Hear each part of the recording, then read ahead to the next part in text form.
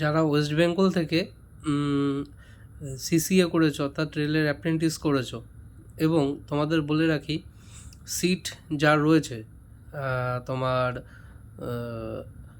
এবছরের মানে 25 সালের যে ভ্যাকান্সিটা বেরোলো কিছুদিন আগে, সেখানে টোটাল সিসিএদের ভ্যাকান্সি রয়েছে 233টা।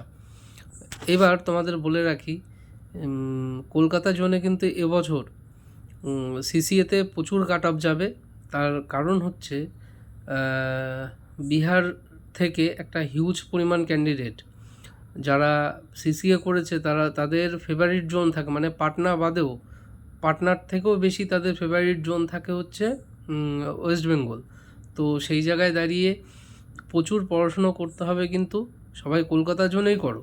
যারা বিশেষ করে ওয়েস্ট বেঙ্গল থেকে সিসিএ ক্যান্ডিডেট আছো, প্রত্যেকে ওয়েস্ট বেঙ্গলেই ফর্ম ফিল আপ করো এবং একটু ভালো করে পড়াশুনো করো, প্রত্যেকেই কলকাতা জোনে চান্স পেয়ে যাবে।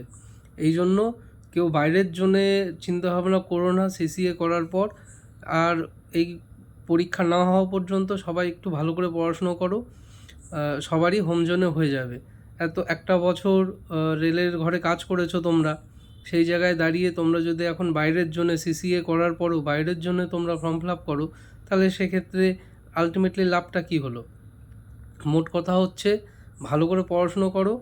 বিহারিরা যারা রয়েছে বাইরে থেকে ফর্ম ফিল আপ করবে, তারা যাতে চান্স না পায়, আমাদের সম্পূর্ণ সিটটাই যাতে আমাদের ওয়েস্ট বেঙ্গলের ছেলেমেয়েরাই পায়, সেই দিকে নজর রেখে ভালো করে পড়াশুনো করো, প্রত্যেকের কলকাতা জোনেই হয়ে যাবে।